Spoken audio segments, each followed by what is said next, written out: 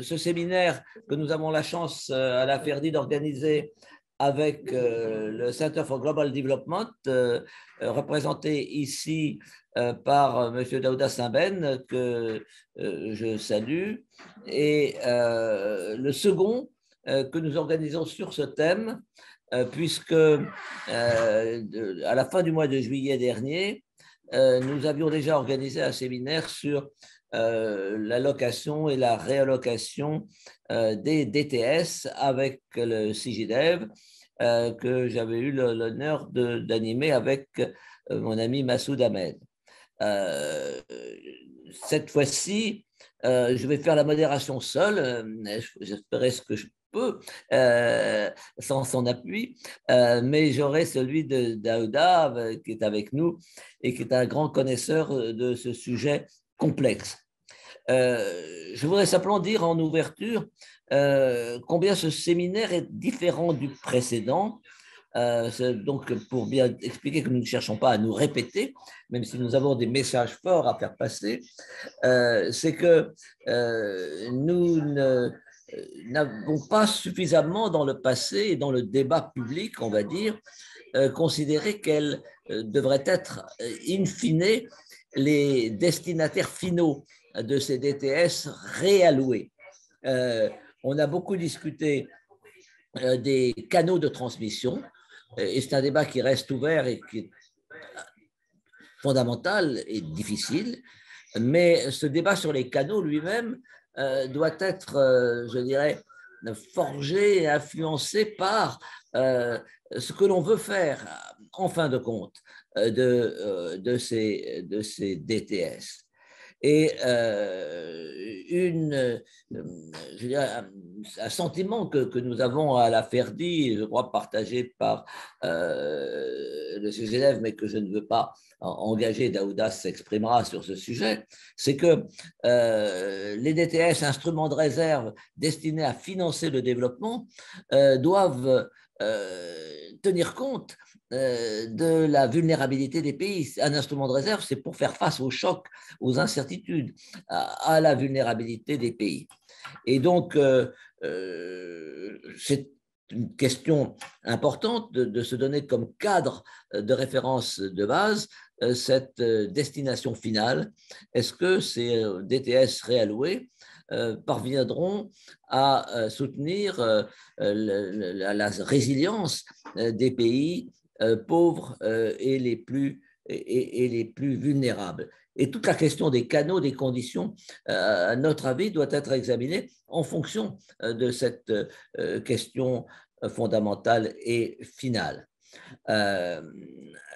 Pour cela, d'ailleurs, nous y reviendrons certainement dans le débat, nous avons une conjoncture qui est d'une certaine façon favorable, puisque en même temps que se poursuivent les discussions sur le problème de la réallocation des DTS, et demain il y aura la grande réunion des ministres du G20 qui en traitera sur le principe, en même temps qu'il y a ce progrès de la communauté internationale vers la réallocation des DTS, il y a un débat qui a été ouvert par l'Assemblée générale des Nations unies il y a au mois de décembre dernier, qui a demandé au secrétaire général des Nations unies de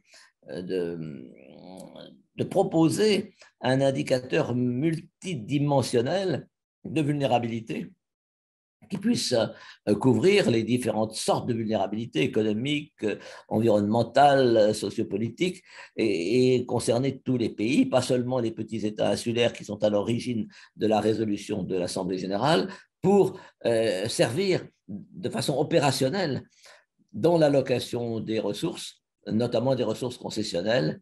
Et à l'époque, on ne visait pas tant les DTS que les différentes sources de financement concessionnels.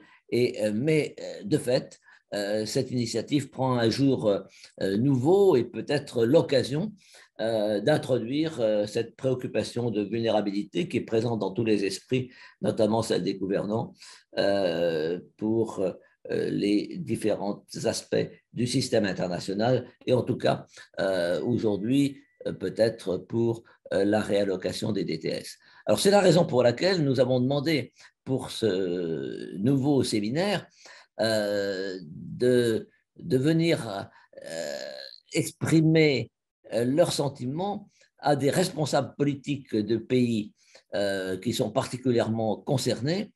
Et je voudrais saluer ici la présence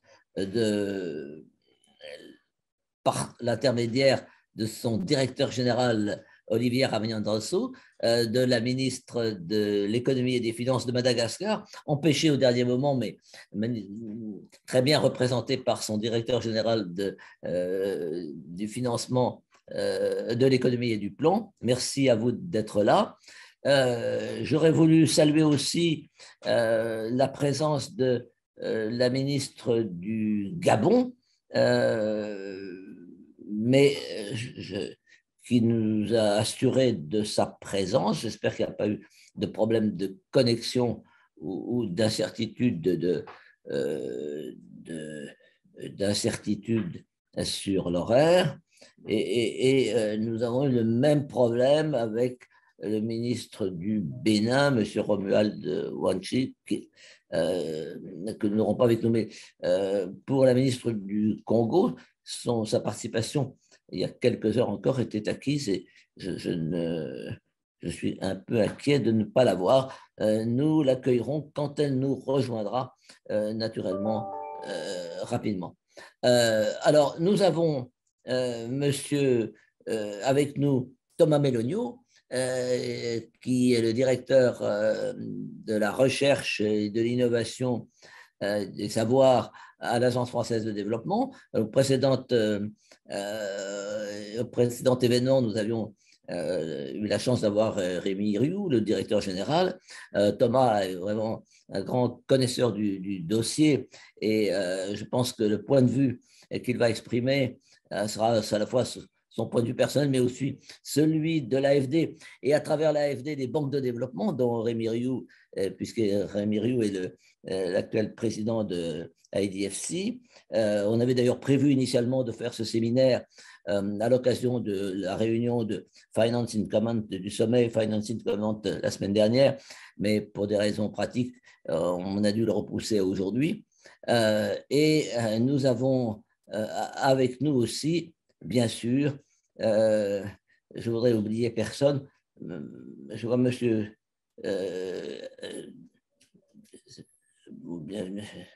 non, je crois qu'il n'y a pas de problème. Et donc, nous avons comme grands experts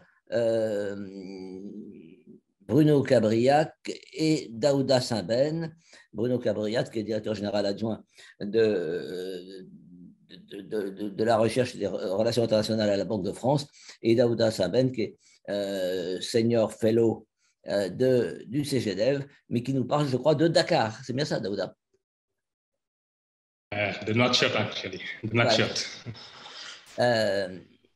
Donc, si vous voulez bien, on va demander à Bruno et à Daouda de planter le décor avant de passer la parole aux opérationnels, si je puis dire, qu'il s'agisse du directeur général Olivier Ramagnan-Drassou ou du directeur général Thomas Melogno pour l'AFD. En espérant que nous serons rejoints par des hautes responsabilités dans quelques minutes. Qui veut commencer peut-être pour planter les... On avait dit Bruno peut-être ou Daouda peut-être Daouda. Merci beaucoup Patrick. Je tiens d'abord à vous remercier personnellement et Ferdi d'avoir organisé cette table ronde en collaboration avec le Center for Global Development que je représente ici. Je suis vraiment ravi de prendre part à cette discussion avec d'éminentes personnalités, mais aussi d'éminents experts, sur un sujet d'intérêt majeur à l'heure actuelle, c'est-à-dire les droits de tirage spéciaux. Je vais certainement axer mon intervention sur deux thèmes que je pense qui sont d'un grand intérêt, comme vous l'avez dit tout à l'heure dans vos propos liminaires. La première question, c'est vraiment à qui prêter les DTS réalloués. Et la deuxième question, à quoi peuvent servir ces DTS? Bon, tout d'abord, la première question, à qui les prêter? Je pense qu'en fait, la réponse à cette question a déjà été donnée par les pays du G20, qui sont potentiellement les donateurs de DTS recyclés. C'est que les DTS réalloués doivent être redistribués aux pays vulnérables, les pays à faible revenu, mais également les pays à revenus intermédiaires. Et comme vous venez de le dire dans vos propos liminaires, Patrick, la vulnérabilité est multidimensionnelle, c'est-à-dire qu'elle peut être bien sûr économique, environnementale, sanitaire, socio-économique, sécuritaire. Donc, il est important que la redistribution des DTS réalloués se fasse en tenant compte de la nature spécifique de ces vulnérabilités. Et à mon avis, en fait, il y a sur la table essentiellement trois manières avec laquelle cette redistribution des DTS réalloués pourra se faire. Et la première manière, à mon avis, c'est à travers les mécanismes existants d'allocation des ressources du Fonds monétaire international. Je pense que ça, tout le monde comprendra pourquoi. Parce qu'il est clair qu'une partie des DTS qui vont être réalloués seront alloués au Fonds fiduciaire pour la réduction de la pauvreté et la croissance, le PRGT.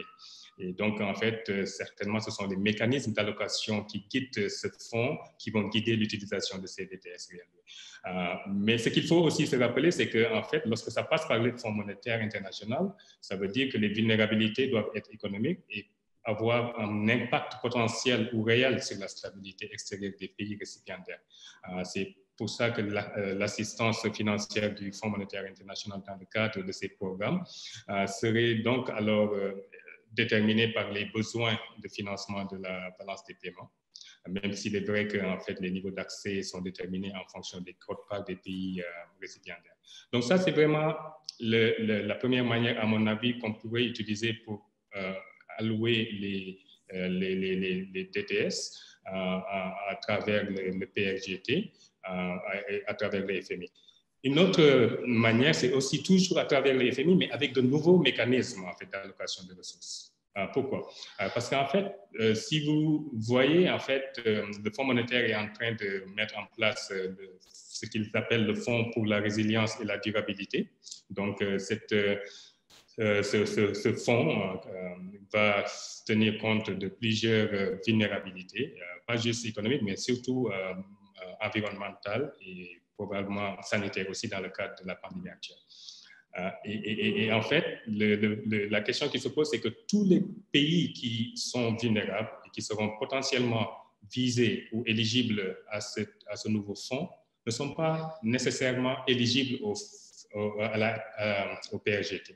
Ce qui veut dire, par exemple, si vous prenez beaucoup de pays à revenus intermédiaires, surtout ceux qui sont en fait avec un revenu plus important, c'est des pays souvent qui ne peuvent pas forcément avoir accès en fait aux ressources concessionnelles du Fonds monétaire, ou bien s'ils ont accès à ces ressources, c'est vraiment c'est à un niveau assez relativement bas par rapport à la besoin. Donc, il est nécessaire que dans le cadre du nouveau Fonds pour la résilience et la durabilité du Fonds monétaire international, que de nouveaux critères d'éligibilité soient mis en place, ce qui permettra de faciliter en fait l'accès des pays non éligibles au financement concessionnel du FMI aux nouveaux DTS qui vont être réalloués. Ce que je dois aussi ajouter, c'est qu'en fait, le Fonds pour la résilience et la durabilité nécessitera des mécanismes d'allocation adaptés aux vulnérabilités spécifiques qu'elle visera à réduire, et dont certaines sont en dehors du champ de compétences du Fonds monétaire international. Donc, il est important aussi, en fait, de tenir en compte cet effet pour mettre en place des mécanismes qui soient plus adaptés, en fait, à ce nouveau type de vulnérabilité. Et aussi, il est à noter aussi qu'il est important de remédier aux spécificités des facilités PRGT qui réduisent un peu son attractivité pour certains pays à revenus intermédiaires. Vous le savez bien que, bien sûr, c'est vraiment des facilités qui aident beaucoup les pays à revenus faibles, mais il y a des pays à revenus intermédiaires qui trouvent un peu stigmatisant d'aller avoir recours à cette facilité concessionnelle. Donc, il est nécessaire que les nouveaux mécanismes d'allocation puissent tenir en compte cette perspective pour qu'elle soit plus attractive en fait, pour ces pays-là. Et bien sûr, d'ailleurs, le Fonds monétaire est déjà aussi en train de travailler sur la possibilité d'améliorer les conditions et les coûts d'accès de ce nouveau fonds par rapport aux facilités traditionnelles.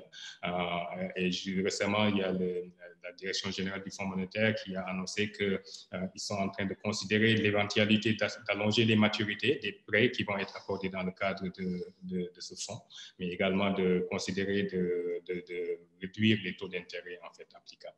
Donc, in fine, pour me résumer, c'est dire qu'en fait, le RSC doit être bien sûr en ligne avec les compétences du Fonds monétaire international, mais en fait, il y a des domaines qui ne sont pas de sa compétence, pour la nécessité d'avoir aussi en fait un troisième type de redistribution, c'est-à-dire une redistribution qui passerait par les banques multilatérales de développement. Il est important de voir dans quelle mesure les mécanismes d'allocation de ces banques pourraient être utilisés pour redistribuer les DTS qui vont être recyclés. Pourquoi? En fait, il est important de noter que les vulnérabilités auxquelles s'attaquent les programmes appuyés par le Fonds monétaire doivent avoir un impact potentiel ou réel sur la stabilité extérieure, mais en fait, certaines vulnérabilités, qu'elles soient d'ordre environnemental ou sanitaire, n'ont pas forcément cette caractéristique. Et donc, le recours aux banques multilatérales de développement devra permettre de mieux prendre en compte ces vulnérabilités. Et en fait, mais aussi, les banques de développement aussi ont des mécanismes d'allocation qui peuvent être adéquats pour tenir en compte la personne. Très bien. Bon, ben, merci beaucoup de cette présentation extrêmement importante et claire. Je vais peut-être demander à Bruno s'il veut. Est-ce que, peut-être, Daouda, excusez-moi, est-ce que vous m'entendez?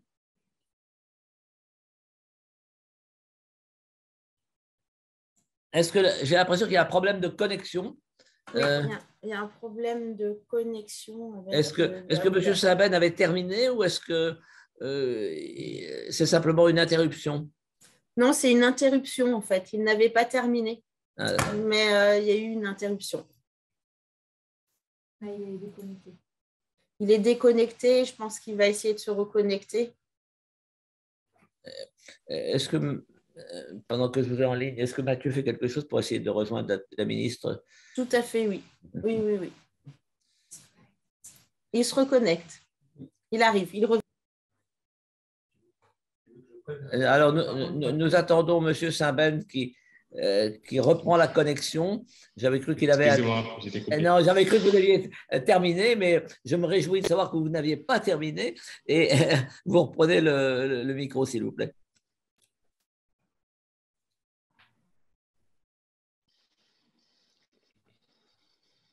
Oui. Et donc, peut-être juste rapidement pour terminer, c'est à quoi peuvent servir les DTS. À mon avis, en fait, je pense que là, on peut être très court. À mon avis, les DTS recyclés peuvent être utilisés de deux manières par les pays récipiendaires. D'abord, pour accroître leur résilience et atténuer les types de vulnérabilité dont j'ai parlé tout à l'heure. Mais aussi, en fait, il faut aussi considérer que dans le contexte actuel, il y a plusieurs priorités pour ces pays récipiendaires. Il y a la priorité qui vise vraiment à accéder aux vaccins pour faire face à la pandémie. Il y a également en fait la nécessité de mettre en œuvre les mesures d'adaptation et d'atténuation au changement climatique. Mais il y a aussi en fait l'importance de restaurer et préserver la soutenabilité de la dette dans certains pays. Donc ça, c'est des priorités et des vulnérabilités qui pourraient être adressées par les DTS réalloués. Et bien sûr, il faut aussi penser qu'au-delà des vulnérabilités, les DTS aussi pourraient servir à, comme vous l'avez dit tantôt dans vos propos liminaires, à être une source additionnelle de financement du développement. Ça, c'est important, mais surtout à l'état actuel également, à financer la relance économique post-Covid dans certains pays récipiendaires. Donc, je vais m'arrêter là en attendant de revenir tout à l'heure. Merci beaucoup, Monsieur Saben. Est-ce que je pense que ce serait peut-être utile que Bruno enchaîne sur ses propos liminaires, quelques propos complémentaires, ce qui n'empêchera pas de revenir dans le débat l'un et l'autre à la suite de l'intervention du directeur général Olivier Ravenza et de Thomas Melonio et des questions qui pourraient être posées. Bruno? Oui, Patrick, si tu peux couper ton micro. Si tu peux couper ton micro. Oui. Nous sommes. Patrick, merci beaucoup pour donner la parole. Donc, moi, je reprendrai un peu les deux thèmes que vient de traiter Daouda. Bruno, je vous coupe tout de suite. Votre connexion est très, très, très mauvaise. Oui. Là, vous m'entendez mieux? On a un écho. Oui, c'est normal parce que… Patrick, est-ce que tu peux couper ton son? Il a coupé déjà. Pas seulement le micro, mais le son. Il faut que je…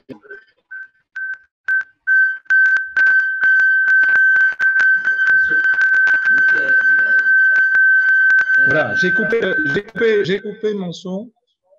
Donc, ça doit être un peu meilleur. C'est un peu meilleur, mais votre connexion est quand même assez mauvaise, c'est haché.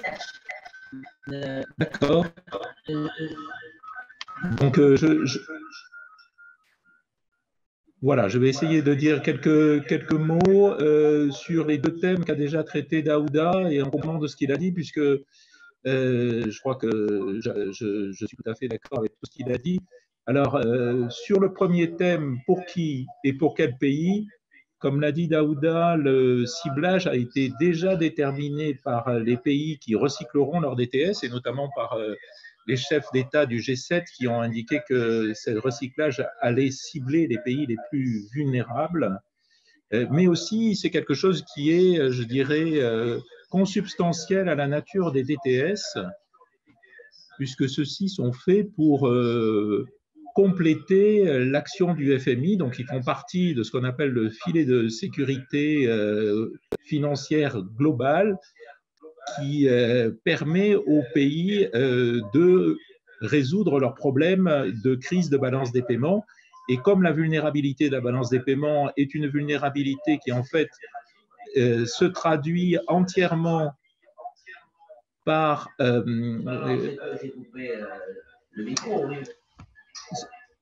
se traduit entièrement par des vulnérabilités, en fait la traduction de vulnérabilités diverses, le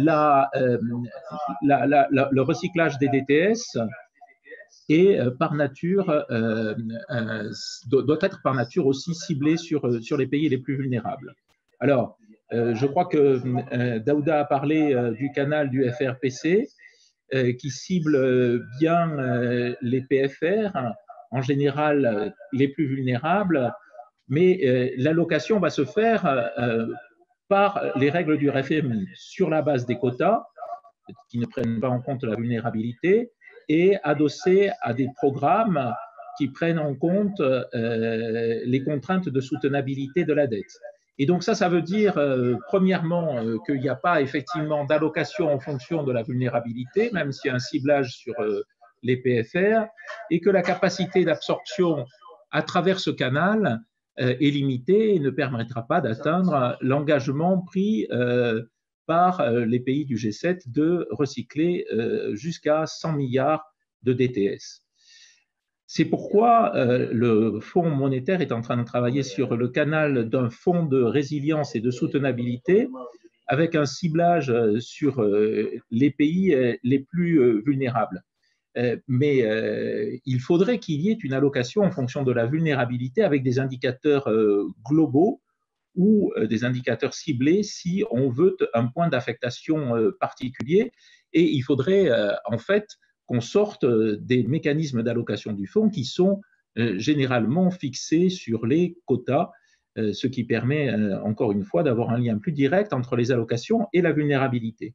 Et si on prend le dernier canal qui a été envisagé, celui des banques multilatérales de développement, là aussi, on sait que les critères d'allocation des banques multilatérales de développement, que ce soit sur leur fichier, sur leur guichet concessionnel ou leur guichet bancaire, est pas directement lié à la vulnérabilité. Donc, la question, c'est d'essayer d'inventer pour cette nouvelle ressource un nouveau mécanisme d'allocation qui corresponde pour les recyclages des DTS à la fois à la nature des DTS et à cette volonté des pays qui recyclent de cibler sur la vulnérabilité des pays. Pourquoi faire?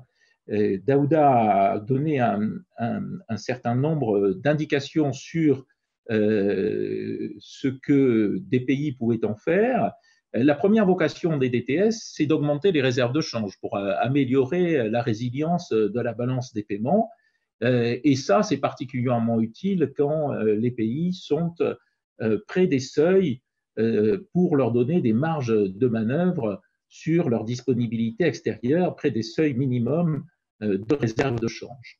Mais ça, ce n'est pas forcément incompatible avec un accroissement des marges de manœuvre budgétaires, puisque la Banque centrale peut garder les DTS dans son bilan et donc ne pas prendre ni de risque de change ni de risque de taux, et par contre faire des prêts aux États, ce qui permet effectivement de redonner des marges de manœuvre aux États. Et dans beaucoup de pays, il y a une interdiction du financement monétaire des États qui est parfaitement justifiée, mais le DTS peuvent constituer une dérogation à cette règle, d'autant qu'il redonne des marges de manœuvre aussi sur la dette externe. Donc, si une partie de ces prêts sont dépensés pour des importations ou pour des achats à l'étranger, eh bien, dans ce cas-là, il y a une partie des réserves, mais pas tout, qui correspond à l'augmentation des réserves données par les DTS. Donc, je dirais que c'est du financement monétaire des États vertueux. C'est important de prendre en compte, quand on se demande pourquoi faire, que les fonds doivent être utilisés en cohérence avec la stratégie de développement des États et donc en cohérence avec la priorité des États. C'est une nécessité auquel se sont engagés aussi les pays donateurs et les pays récipiendaires dans le cadre de la déclaration de Paris. Donc il y a cette nécessité de cohérence avec les stratégies de développement des États. Et enfin, un dernier point qui me paraît important, ce sont par nature des ressources d'emprunt, car du côté des pays qui recyclent ces DTS, il n'y a pas d'intérêt particulier à donner des DTS, parce que sinon ça s'assimile à des crédits budgétaires, et pour un État, il vaut toujours mieux faire des crédits budgétaires dans sa propre monnaie. Donc, les DTS sont des ressources prêtées et pour le pays qui les reçoit, des ressources d'emprunt. Et donc, même si ce sont des ressources d'emprunt à long terme, et Daouda a dit que, par exemple, dans le cadre du canal du FRPC pour les pays à faible revenu, le FMI a envisagé d'allonger sa maturité, et aussi d'ailleurs par le canal du Fonds de résilience et de soutenabilité qui est actuellement en réflexion. Donc, ce sont des prêts à long terme, mais comme ce sont des prêts à long terme qui sont donnés à des pays qui ont souvent des contraintes de soutenabilité de la dette, et même si dans certains cas ce vont être des prêts très concessionnels, eh bien, il y a nécessité de les rembourser, donc nécessité de les affecter à des dépenses qui n'accroissent pas le poids de la dette par rapport au PIB, donc à des dépenses qui créent de la croissance à long terme. Et enfin, peut-être dernier point que je voulais faire sur ce que faire des DTS, c'est la possibilité de cibler ces réallocations sur des points d'affectation et notamment sur la gestion des biens publics mondiaux. Alors, de mon point de vue, ça présenterait trois avantages. Premièrement, ça serait un argument supplémentaire d'additionnalité avec l'aide publique au développement, pour éviter que ce recyclage des DTS se substitue à des flux déjà existants d'aide publique au développement. Deuxièmement, ça pourrait permettre de financer des arbitrages entre la gestion des biens publics mondiaux et le développement. Je prends l'exemple simple d'un pays qui construit et qui doit construire pour qu'il y ait une plus grande part de sa population qui ait accès à l'électricité, des capacités électriques. C'est moins cher de les construire en construisant des centrales électriques au gaz et ça serait évidemment mieux pour la transition énergétique globale de construire des énergies, de construire des capacités électriques avec des énergies renouvelables. Et donc, ces DTS recyclés pourraient financer le surcoût lié à la nécessité de transition énergétique dans les pays en développement. Et ensuite, évidemment, le troisième avantage, c'est que ça peut aider à limiter la tragédie des horizons, comme ce sont des ressources à très long terme. On peut les lier à des objectifs à très long terme qui sont souvent moins prioritaires que ce qu'ils devaient l'être pour les autorités des pays récipiendaires et même malheureusement aussi pour les autorités des pays donateurs. Voilà, j'ai peut-être été trop long et je laisse la parole maintenant aux autres panélistes.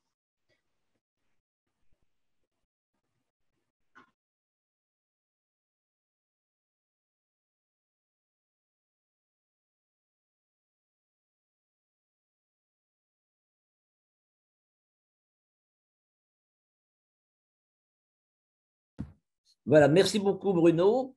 Je dois remettre, j'ai un petit problème technique parce que pour éviter… Non, ça marche très très bien, alors on vous entend très très bien. Parfait.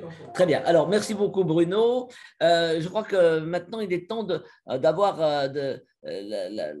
d'entendre la parole d'un pays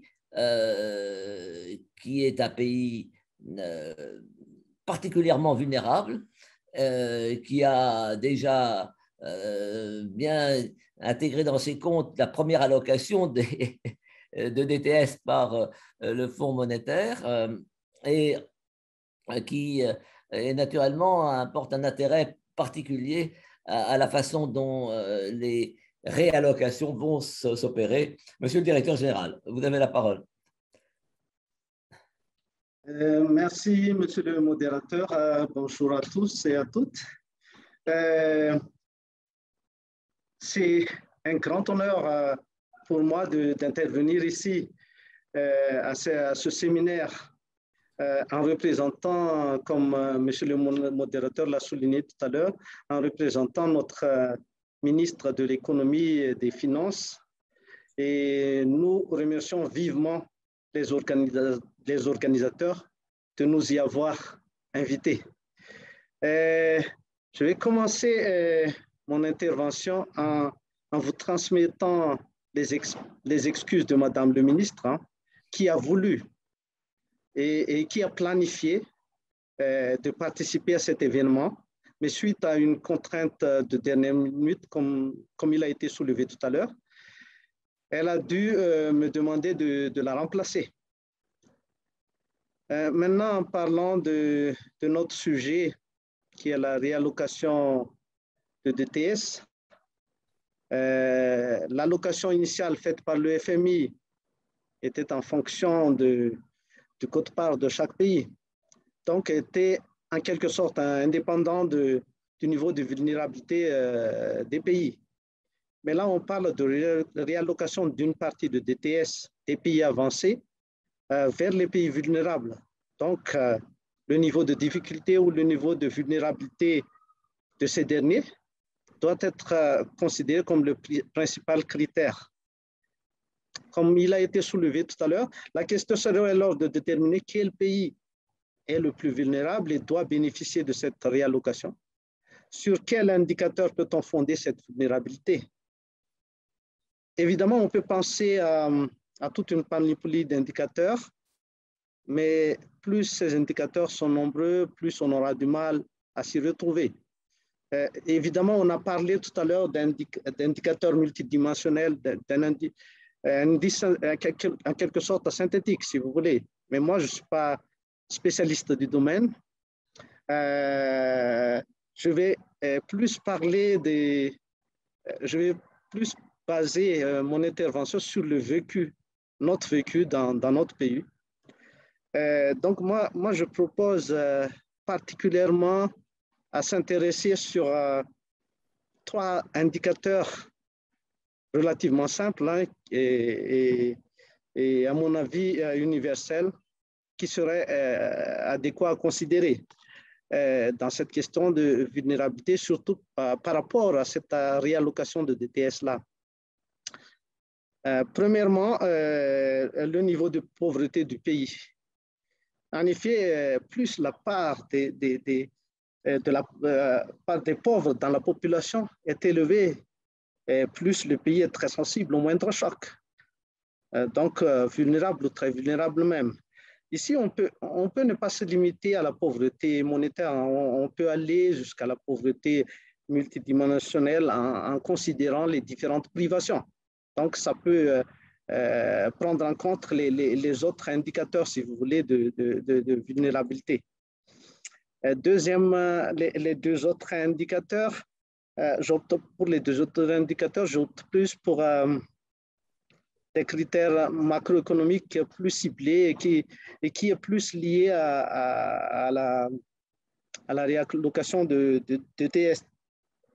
On sait tous que les DTS sont de nature des actifs de réserve et c'est souvent utilisé, comme on l'a souligné tout à l'heure, à soutenir la balance des paiements. Je trouve alors qu'il serait judicieux de considérer le niveau de réserve de change de chaque pays. Je parle de notre vécu là. Ce serait inadéquat, par exemple, d'aider des pays à un niveau de réserve de change confortable, alors que d'autres risquent de faire face à une crise de change. Et le 3e indicateur ou critère, si vous voulez, à mon avis, ce serait le niveau d'endettement. L'allocation ou la réallocation de DTS est en quelque sorte aussi destinée à pallier l'insuffisance d'espace budgétaire dans les pays. Et si cet espace budgétaire est insuffisant et que le pays est encore fortement endetté, la marge de manœuvre est devenue restreinte et la vulnérabilité du pays est accentuée. Maintenant, pour la question d'utilisation des DTS, je pense qu'il ne devrait pas y avoir de recette unique. Elle doit prendre en compte les besoins qui seraient sûrement différents entre les pays. Pour notre cas, à Madagascar, par exemple, on aurait pu choisir de garder les DTS dernièrement alloués à la Banque centrale à titre d'aide à la balance des paiements. Mais les autorités envisagent de faire autrement. On projette, en effet, à rétrocéder une partie de l'allocation et de l'utiliser à des investissements prioritaires, comme ceux visant à sortir la population du sud de l'île de l'insécurité alimentaire chronique dans laquelle elle se trouve. En effet, le sud de Madagascar est une zone, est la zone la plus vulnérable du pays, car suite au changement climatique, on y assiste à une famine presque systématique chaque année. Et ces dernières années, particulièrement en 2020 et 2021, ce fléau a encore pris une envergure relativement plus inquiétante avec les effets additionnels de Covid-19. Donc, moi, je propose, ça c'est une idée, que cette aide-là, que cet appui-là prenne effectivement en compte les réalités, le contexte et les besoins prioritaires dans le pays. Parce que par rapport aux autres besoins, la famine, par exemple, c'est assez inquiétante, c'est assez grave.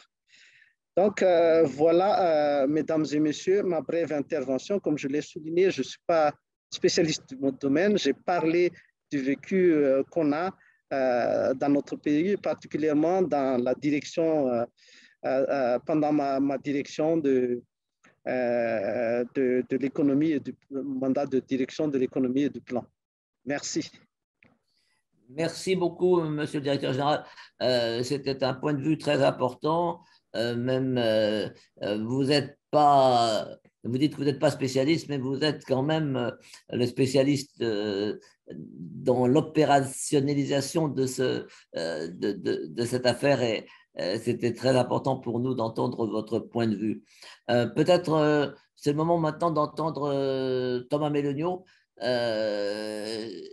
qui fera peut-être très écho aux propos de Rémi Rioux au mois de juillet sur son point de vue en général et celui des banques de développement dans cette affaire. Thomas. Oui, merci beaucoup Patrick. Donc peut-être d'abord un mot en tant qu'économiste avant de dire un mot en tant qu'AFD. Je trouve qu'un point qui est important dans cette affaire d'émission des DTS, c'est de rappeler que fondamentalement, c'est une émission monétaire en monnaie forte, mais qui et à des taux très bas. Hein. Le taux sur les DTS aujourd'hui est à 0,05%, donc c'est un taux très intéressant. Ça ne l'est pas forcément vu d'un pays détenteur de ces monnaies, puisque la liquidité est accessible à des taux très bas. En revanche, vu de pays en développement ou d'institutions financières dans les pays en développement, et c'est une ressource potentielle en devise dite forte à des taux qui sont très intéressants. Les taux peuvent bouger, hein, donc je dis ça, le taux sur les DTS n'est pas immuable, hein, là on est au plancher qui est de 0,05%. Il n'empêche que cette liquidité qui est abondante au nord, pour simplifier, ne l'est pas au sud. Donc on a parlé un petit peu du volume des DTS, il faut parler aussi de l'univers des taux dans le financement du développement. Vous voyez, avant ce séminaire, hein, je regardais un petit peu les taux de financement actuellement dans les pays du Sud, hein, les spreads en devises. Et les spreads aujourd'hui, au Nigeria, on est au-dessus de 500 points de base, au Kenya 450, au Sénégal 450 aussi, le Maroc va être plus bas autour de 200 points de base, la Tunisie est à 900 points de base. Donc tous les pays qui aujourd'hui se financent en devises fortes au Sud le font à des taux très élevés quand ils émettent des obligations. J'ai regardé également quelques émissions, hein, la Côte d'Ivoire, qui est une bonne signature, hein, a emprunté à 10 ans sa meilleure émission un peu au-dessus de 4%. Le Bénin, également une bonne signature en Afrique de l'Ouest, proche de 5% sur une maturité longue. Donc je dis ça parce qu'on est peut-être parfois en Europe, aux États-Unis, dans un univers mental où les taux sont actuellement très bas, mais ça n'est pas la réalité quotidienne de l'ensemble des pays du Sud. Deuxième observation, dans cet univers de taux, les banques de développement empruntent à des taux qui sont inférieurs. Je regardais la BOAD, par exemple, la Banque ouest-africaine de développement, a emprunté récemment à 12 ans à 2,75%. Donc, vous voyez, par rapport au taux que je vous décrivais pour les États, les banques de développement sont aujourd'hui de meilleures signatures. La BAD, par exemple, juste avant le Covid, avait émis à 0,75% à 3 ans. Donc pourquoi je dis ça? Parce que les DTS, clairement, peuvent être un outil, évidemment, de réserve, mais Bruno Cabriac ouvrait la possibilité d'un financement monétaire vertueux.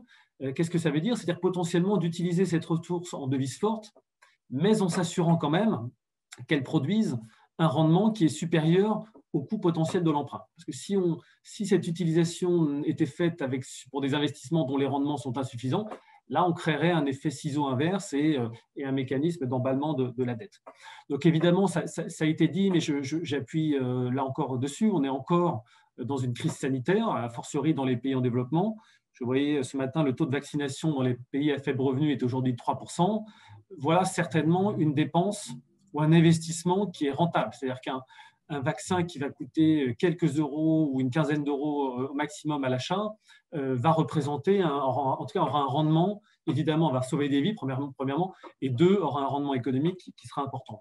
Donc, dans la période actuelle, avoir des dépenses ciblées, qui en fait sont des investissements avec des rendements importants, ça fait office, à mon sens, de priorité. Deuxième constat, dans les critères de vulnérabilité, le directeur général du financement et du plan, je crois, de Madagascar, Olivier Ramiandrian, parlait des critères macroéconomiques. J'ajouterais volontiers, comme Bruno Cabriac, les vulnérabilités climatiques, puisqu'on parle quand même d'une création monétaire qui est faite dans des pays qui disposent de monnaie forte, qui sont également tous de grands émetteurs actuels ou historiques. Hein, les États-Unis, la Chine, l'Union européenne, la Grande-Bretagne, le Japon sont des grands émetteurs. d'une certaine manière, il y a une forme de responsabilité ou de solidarité qui se fait en partageant cette liquidité qui est abondante dans ces pays qui se trouvent être ceux qui détiennent in fine les monnaies impliquées dans le panier des DTS. Donc, intégrer ces vulnérabilités climatiques comme un critère d'allocation, je trouve que c'est pertinent. Et je fais peut-être en dernier point le lien entre ce que je disais tout à l'heure sur les banques de développement et sur ce type de vulnérabilité. Je trouve que c'est une bonne idée que de promouvoir l'utilisation de DTS par des banques de développement. Certaines y sont déjà autorisées. Je pense à la Banque africaine de développement qui est prescribed holder, donc elle peut recevoir de manière directe des DTS.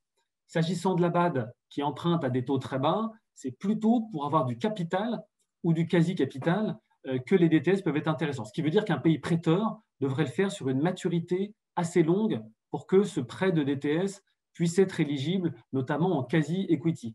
Ça, c'est une première option. Mais la BAD n'a pas besoin de dette, elle a besoin de capital. D'autres banques de développement peuvent avoir besoin de dette en devise à des taux qui sont bas ou de capital. Là, ça peut être plus varié selon les établissements. Vous voyez, la BOAD dont je parlais peut être potentiellement intéressée par de la dette à des taux bas et certainement intéressée aussi par du capital. Même chose pour la TDB en Afrique de l'Est ou la DBSA en Afrique australe. Donc là, il faut vraiment bien regarder qui a besoin de quoi lorsqu'on peut faire du levier. Parce que quand même, in fine, si on veut avoir plus d'impact, ça veut dire qu'il faut essayer de faire levier sur les DTS existants, certains par de la dette senior, d'autres par de l'equity, mais dans la mesure où certains sont habilités à gérer les DTS, je pense à la BAD, d'autres ne le sont pas, ça veut dire qu'il faut des intermédiaires qui sont capables de gérer des DTS qui restent un actif de réserve, mais pour financer des investissements de plus long terme qui doivent être bancables et soutenables. Et là, c'est quand même le rôle de la Banque mondiale, d'une certaine manière, certainement de la BAD, voire d'autres acteurs qui doivent pouvoir atteindre des banques de développement qui elles-mêmes, dont le travail est de vérifier que ce qui est financé est bien bancable, a bien un rendement supérieur au coût de l'emprunt et est bien soutenable au sens environnemental. Donc, on a tout ce schéma organisé avec des prescribed holders, donc les détenteurs accrédités, enfin ceux qui peuvent détenir des DTS, et puis les investisseurs finaux. Mais j'insiste vraiment là-dessus, il faut trouver des emplois qui sont qui ont un rendement et qui ont un rendement dans la durée. Parce que là, vous voyez, il y aura toujours un mismatch à gérer entre la nature du DTS et des emplois qui sont éminemment souhaitables, ça a été dit par le directeur général de Madagascar, mais il faut qu'il y ait quelqu'un entre les deux qui gère ce mismatch entre une ressource monétaire et des investissements de long terme. Je dis ça, ce n'est pas du tout indépassable. Je pense qu'au contraire, c'est le travail d'établissements financiers, dont pouvant être dans certains cas des banques centrales lorsqu'elles sont autorisées à le faire, ou dans d'autres cas, des banques publiques. Mais en tout cas, je trouve que c'est très important de garder en tête que ce sont des ressources qui ne sont pas complètement gratuites. Aujourd'hui, le taux est très bas, mais il peut remonter. Et donc, il faut qu'on trouve des emplois qui permettent de couvrir ce risque, qui sont dans le long terme et qui, en effet, protègent de vulnérabilité. Et là, pour aller dans le sens des précédents panélistes, je pense que c'est bien d'avoir une définition relativement large de la vulnérabilité actuelle, plutôt la pauvreté ou le cadre macro, aux vulnérabilités de demain. Et c'est d'une certaine manière ce qu'a proposé le FMI déjà, mais il va vraiment au bout du bout de son mandat et c'est important, je crois, que d'autres institutions financières fassent également ce que propose de faire le FMI, c'est-à-dire d'utiliser ces DTS, mais pour en faire levier et financer des emplois à long terme, pour à la fois sortir de la crise actuelle ou lutter contre la crise actuelle, mais aussi se prémunir contre celle qui vient. Voilà, merci beaucoup. Et puis, à nouveau, merci aux organisateurs. Et je salue ici mes panélistes en une seconde. Merci. Merci beaucoup, Thomas, de ces remarques extrêmement importantes. Puisque nous n'avons pas pour l'instant de questions de l'auditoire, bien qu'il y ait un auditoire nombreux, je voudrais peut-être demander aux autres panélistes de réagir aux différents propos qui ont été tenus par les uns et les autres, notamment sur deux points. Cette question de la vulnérabilité, de quelle vulnérabilité il s'agit et comment l'appréhender, qu'est-ce qu'on doit inclure dans cette notion et est-ce que les différents acteurs sont prêts à trouver un consensus sur cette notion. Et puis, le point peut-être le plus important de l'intervention de Thomas, qui était le rôle des intermédiaires financiers et de l'effet de levier qui peut être exercé à travers les DTS sur les autres financements. Peut-être, je vais demander si successivement à M. Saint-Ben et à Bruno de réagir sur ces deux points, notamment le deuxième éventuellement. Je pourrais dire quelques mots sur le premier. Merci beaucoup Patrick. En fait, je vais réagir un peu sur ce qu'ont dit les autres panélistes. Je partage parfaitement en fait ce qui a été dit. Je pense qu'on se retrouve tous sur le fait qu'il est important que les DTS qui vont être réalloués répondent en fait aux vulnérabilités qui sont identifiées par les pays, quel que soit leur sort, quelle que soit leur dimension, que ce soit la vulnérabilité économique, climatique ou sanitaire. C'est important donc que les instruments qui vont être mis sur pied puissent permettre de répondre à ça. Ça, c'est un. Autre chose aussi qui est important à souligner, c'est qu'en fait, il est important, comme l'a dit tout à l'heure Bruno, qu'il y ait une cohérence entre la distribution de ces DTS avec les besoins prioritaires. Il y a aussi, en fait, Olivier qui a dit également le même message. Il est important donc que cette cohérence soit assurée pour qu'au moins ça puisse vraiment bénéficier aux pays, en fait, qui seront récipiendaires. Je pense que sur la question de l'actif, en fait, de l'utilisation des DTS comme actif de réserve, effectivement, c'est quelque chose qui doit être sur la table et c'est extrêmement important, surtout pour les pays donateurs. Hein. C'est pour ça que le G20 a vraiment beaucoup insisté pour que, quelles que soient les modalités qui vont être adoptées, que cette possibilité de garder les DTS comme actifs de réserve soit là. Mais je pense que cette exigence est beaucoup moins importante pour les pays récipiendaires parce qu'en fait, la plupart du temps, ceux qui sont, en fait, je veux dire, tant que bien sûr on peut concilier les deux, pas de problème. Si ça peut rester au niveau de la Banque centrale qui crée de l'émission monétaire, comme on l'a dit tantôt, ça c'est une très bonne chose. Mais si vous parlez en fait aux États, comme l'a dit tout à l'heure le DG, ce qui les importe, c'est vraiment de recevoir cet argent pour pouvoir s'attaquer aux vulnérabilités en fait auxquelles leurs populations sont confrontées. Ça peut être la famine à Madagascar, ça peut être le changement climatique dans certains petits États, ça peut être également en fait l'accès aux vaccins dans la plupart des pays africains, comme disait tout à l'heure en fait Thomas. Donc en fait, il est vraiment important de garder tout ça à l'esprit. Deux dernières choses que je dirais, en fait. D'abord, c'est l'importance de la collaboration. Il est certain que le Fonds monétaire international, lui seul, ne pourra pas vraiment mettre en place une facilité qui réponde à tous ces types de vulnérabilités s'il ne le fait pas en collaboration avec nos institutions, y compris la Banque mondiale, mais également les banques multilatérales de développement, bilatérales et multilatérales. Ça, c'est extrêmement important. À défaut, en fait, il y aurait en fait un manque à gagner d'une certaine manière parce que le Fonds monétaire n'a pas forcément cette expertise pour comprendre en fait comment s'attaquer aux vulnérabilités climatiques, par exemple. Et ça, il faudrait vraiment que des experts qui sont dans les DBMD puissent dire comment ça peut se faire. Ça, c'est un. L'autre chose que je dois dire, et ça, je rejoins parfaitement ce que Thomas a dit, c'est qu'il est important aussi qu'au-delà des banques multilatérales de développement comme la Banque mondiale, la BAD, de penser aussi à comment est-ce que les banques régionales de développement puissent jouer aussi un rôle. L'avantage avec ces banques, c'est qu'en fait, ils peuvent permettre de maximiser l'effet de levier de ces DTS, en permettant non seulement en fait de pouvoir s'assurer que les privés, les petites et moyennes entreprises puissent in fine en fait en bénéficier. Ça, c'est pas quelque chose que le Fonds monétaire peut faire, parce que comme vous le savez, le Fonds monétaire, son financement va servir d'appui budgétaire et c'est libre à l'État d'en faire l'usage qu'il veut. Bon, bien sûr, ils peuvent allouer ça à certaines petites et moyennes entreprises, mais c'est vraiment moins probable.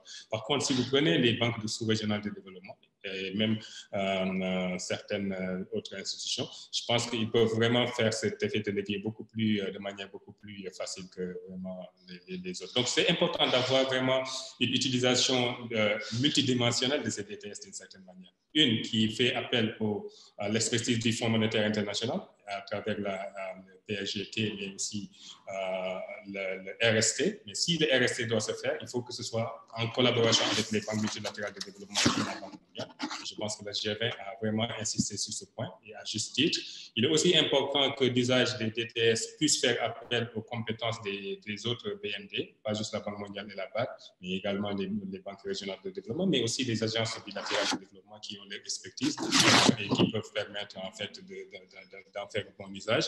Et enfin, il est important aussi que pour les pays qui ont besoin de renforcer leurs réserves, bien sûr que ces DTS puissent leur servir, comme l'a dit tout à l'heure Bruno. Et ça, en fait, je pense que tant qu'on peut le faire de manière combinée avec l'utilisation à des fins d'appui budgétaire, je pense que ce serait tant mieux, parce qu'à défaut, vu l'expérience des précédentes émissions de DTS, je me rappelle dans le passé, en 2008, l'émission qui a été faite à l'époque par le Fonds monétaire, a fait beaucoup de pays en développement, beaucoup de pays à faible revenu, n'avaient certainement pas vu l'opportunité de laisser ces DTS dormir dans les coffres de la Banque centrale. Donc, ils ont vraiment tenu à ce que ça se traduise en une émission monétaire et qu'ils puissent utiliser ça à des fins budgétaires.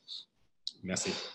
Je pense que ce sera intéressant d'avoir la réaction sur ces différents sujets du directeur général de Madagascar. On a ce qui me gêne, et on a plusieurs questions qui ont été posées, notamment une question sur les commissions ou les communautés économiques régionales.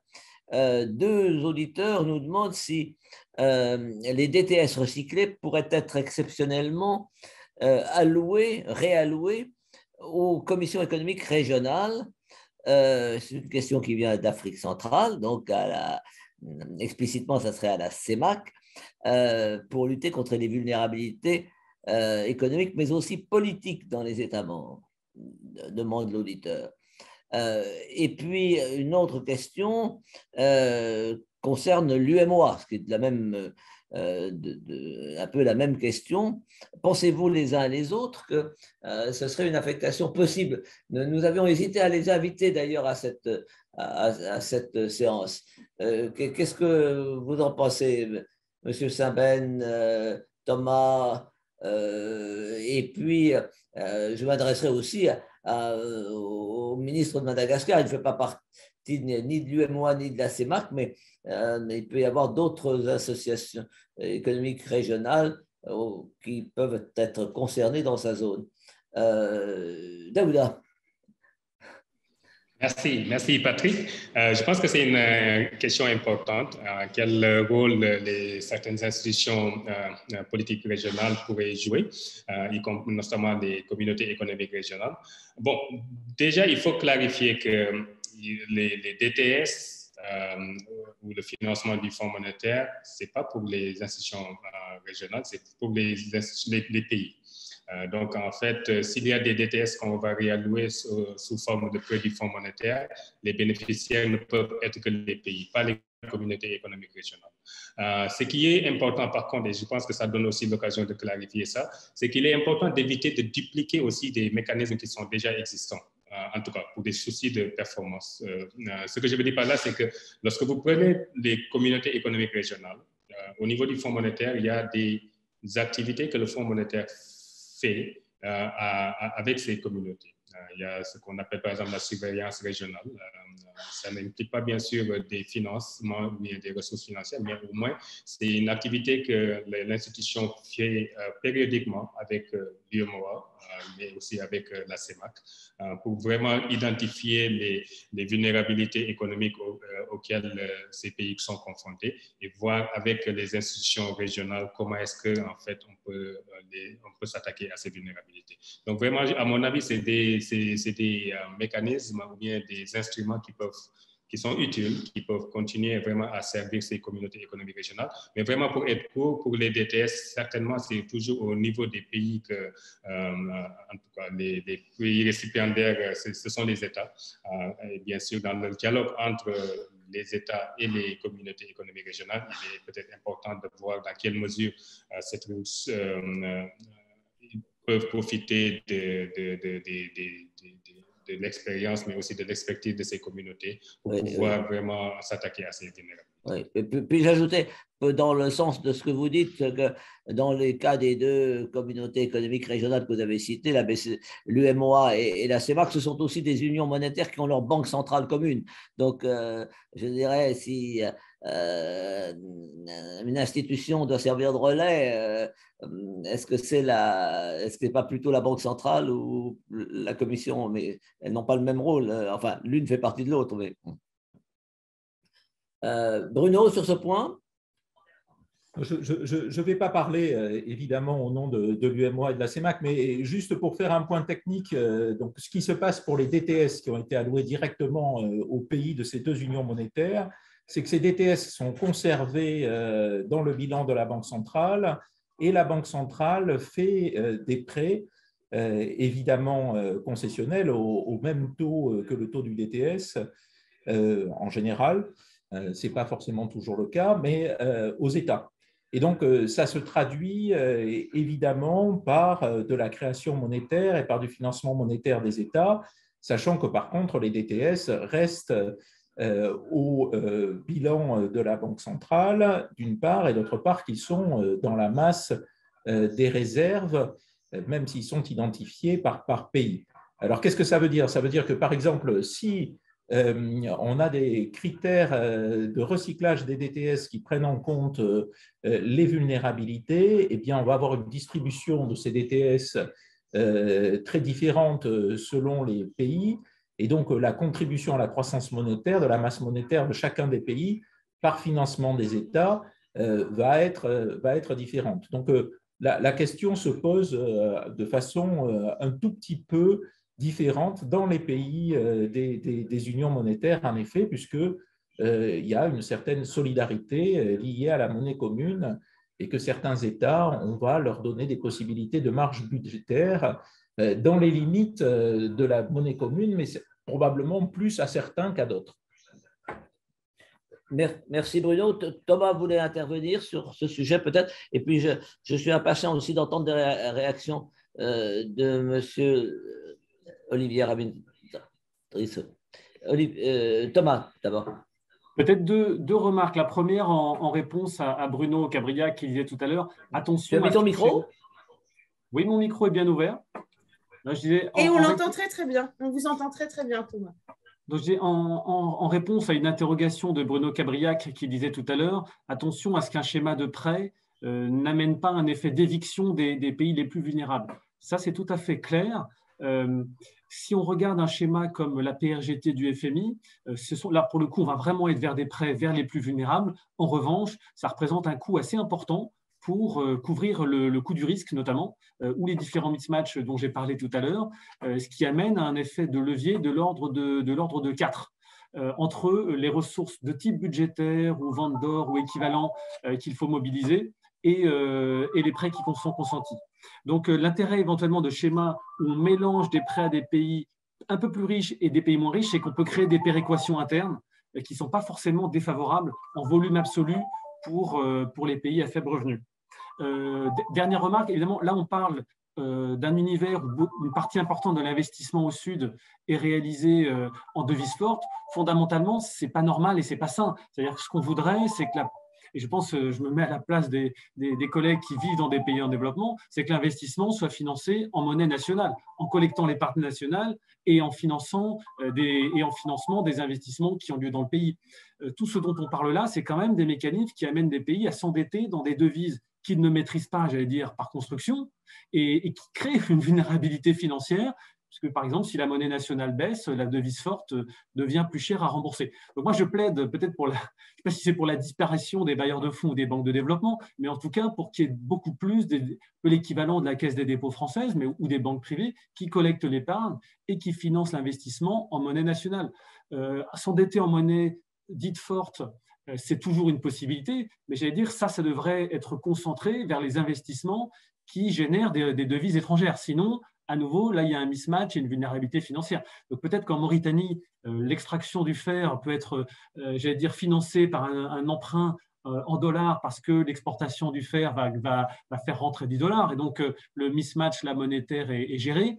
Mais en soi, pour gérer ou financer la santé d'un pays, il n'y a pas tellement de raisons de s'endetter en monnaie étrangère. Et on le voit quand on fait nos ratings internes à l'AFD, la part d'endettement qui est en devise étrangère, c'est toujours un facteur de vulnérabilité. Donc, évidemment, là aujourd'hui, on parle des DTS, fondamentalement, c'est des devises fortes et c'est très important à court terme. Mais à long terme, ce qui serait souhaitable pour équilibrer, c'est que les endettements en monnaie étrangère soient limités aux investissements qui les génèrent. Ça, je pense que ça serait quand même un facteur important. Voilà, merci. On a un spectateur qui veut poser une question. On a M.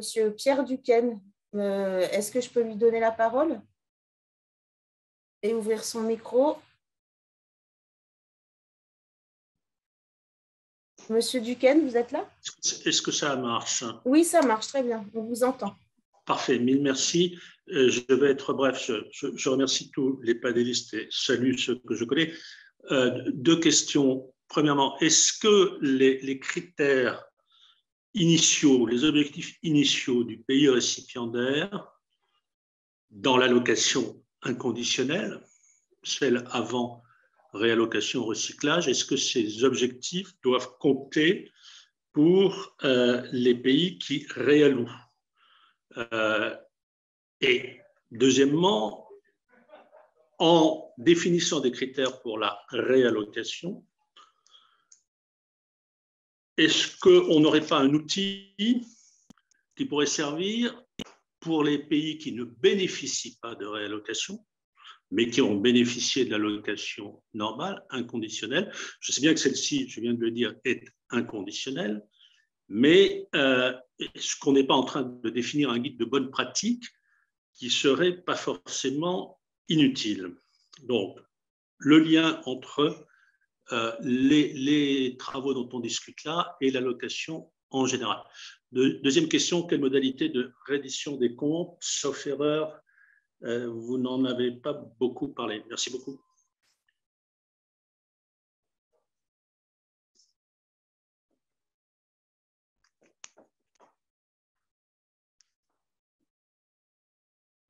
Patrick, ton micro est coupé, on ne t'entend pas.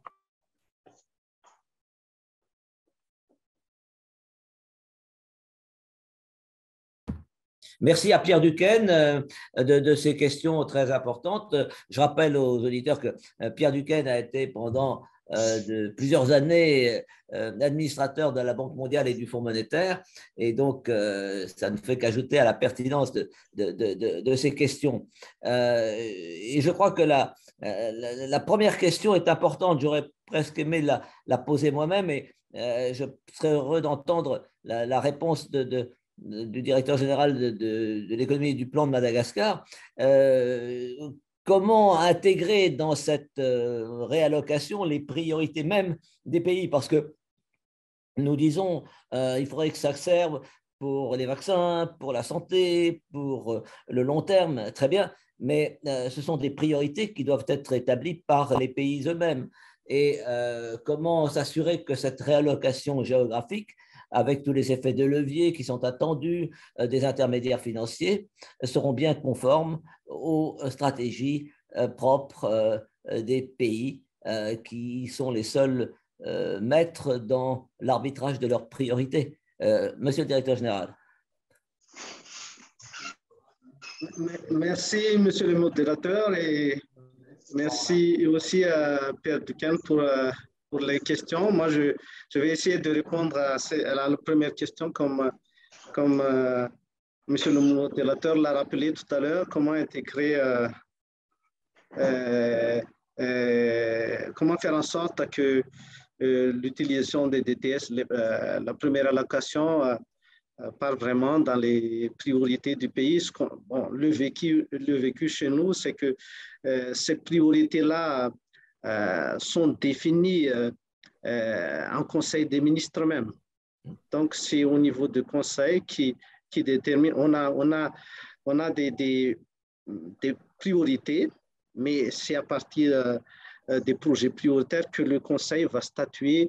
Voilà, tel projets vont utiliser une partie de l'allocation. C'est comme ça que ça se fait chez nous, et ça, on va l'intégrer dans la loi des finances.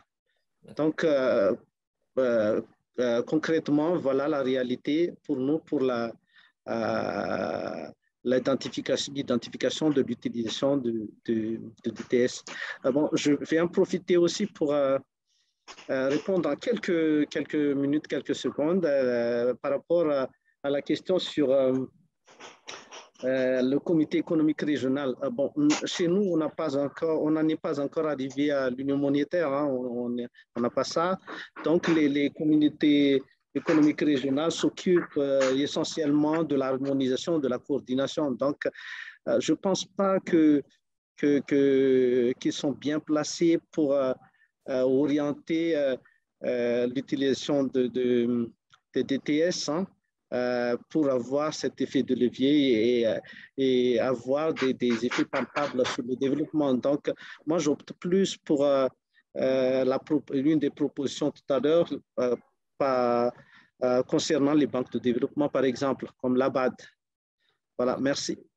Merci beaucoup. Alors, il nous reste 3 minutes, peut-être une pour chacun des intervenants, Bruno, Daouda, Thomas, pour conclure, et peut-être sur cette articulation entre les priorités nationales et l'allocation par pays et le rôle des intermédiaires financiers, si vous avez une remarque particulière sur ce sujet. Bruno, merci, Patrick. Thomas, Daouda, vas-y, allez-y. D'accord. Merci Patrick, je vais être bref. D'abord pour saluer Pierre Diquet, que j'ai connu bien sûr au conseil d'administration du Fonds monétaire lorsqu'il était encore administrateur et que je salue au passage. Je pense que sa première question a été prise en compte par Olivier. Je vais peut-être m'aventurer sur la deuxième question qui était relative aux modalités de reddition des comptes. Bon, déjà, il faut se rappeler que les DTS qui vont être réalloués vont le faire à travers une institution, que ce soit le Fonds monétaire, que ce soit les banques multilatérales de développement ou d'autres. Et donc, en fait, le premier niveau de reddition des comptes, ça doit être au niveau de cette institution vis-à-vis des pays, en fait, donateurs, à mon avis. Donc, si le Fonds monétaire, par exemple, reçoit ces DTS, en fait, il devra, en fait, rendre compte aux pays donataires, en fait, de l'utilisation de ces DTS. Et je pense que ça, c'est important. Mais il devrait aussi y avoir un deuxième niveau de reddition des comptes qui consiste, en fait, aux pays, en fait, récipiendaires des ressources tirées de ces DTS vis-à-vis, bien sûr, du Fonds monétaire ou de l'institution qui va, en fait, leur prêter ces DTS. Et je pense que le Fonds monétaire a déjà mis en place un mécanisme pour vraiment suivre un peu l'utilisation des DTS. Ça, c'est l'allocation initiale. C'est quelque chose qui pourrait aussi être contemplé dans le cadre de l'allocation secondaire, en tout cas, dans le cadre du recyclage des DTS. Donc, peut-être c'est que ça pourra permettre non seulement d'assurer une certaine transparence, mais également une certaine redevabilité, en fait, des pays qui vont recevoir ça. Et je pense que tant que c'est des institutions comme le Fonds monétaire, en fait, ça a toujours été fait d'une certaine manière et ça pourrait être répliqué encore. Merci. Merci beaucoup, Daouda. Thomas? Oui, juste un dernier mot. Je voulais réagir tout à l'heure sur quelque chose qu'a dit Daouda. C'est en effet que cette ressource en DTS, même si elle est recyclée, elle peut permettre d'améliorer ou de reprofiler la dette en devise de certains États, puisque ça permettrait de substituer une ressource en renminbi, en yens, en euros, en dollars, en livres, qui est quand même moins cher que les emprunts ou des dettes déjà consenties qui pèsent aujourd'hui très lourd sur le budget de beaucoup de pays. Vous voyez que plein d'États ont une charge de la dette qui représente entre 15 et 20% de leurs recettes, ce qui est très élevé. Et là, il y aurait une opportunité à faire cette sorte de remplacement pour libérer des marges budgétaires pour que des États puissent demain financer leur santé ou des investissements de plus long terme. Donc, je me faisais le reproche de ne pas avoir réagi sur cette idée de Daouda, mais que je trouve pertinente.